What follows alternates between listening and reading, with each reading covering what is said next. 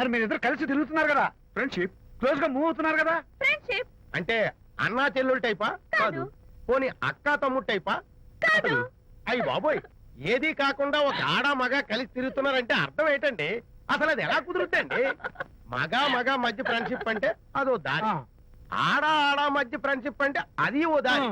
ఇదేది కాకుండా ఆడ మగ మధ్య ఫ్రెండ్షిప్ అంటే నాకేం అర్థం కావడం లేదండి.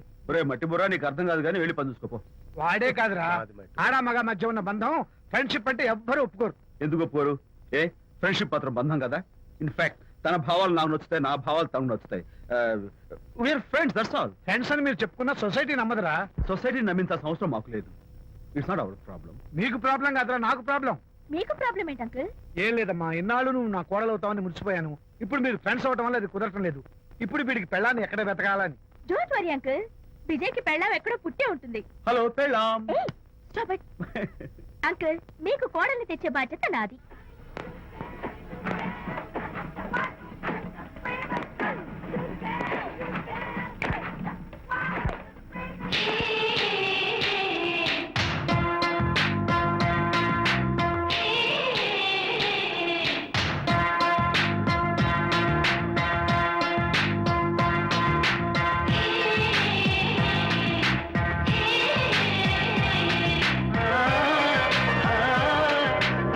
వస్తున్నాను మేడం.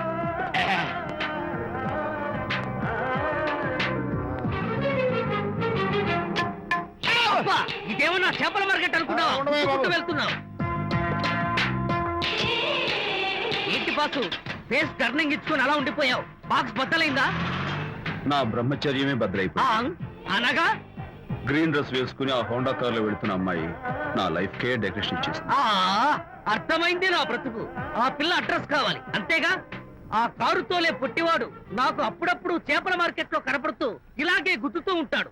వాడికి వల వేస్తా, ఆ పిల్ల అడ్రస్ పట్టేస్తా. నీ రెస్ట్లెస్నెస్ చూస్తుంటే నాకు అర్థమైంది ఏమిటంటే ఆ అమ్మాయి ఖచ్చితంగా బావని.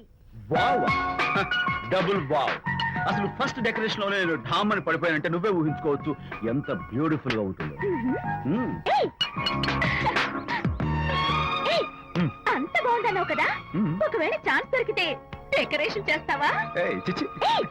కనీసం ముద్దైనా ఇస్తావా? ఏడా మాటలు. నేను తను లవ్ చేస్తానేమో డౌట్ గా ఉందో.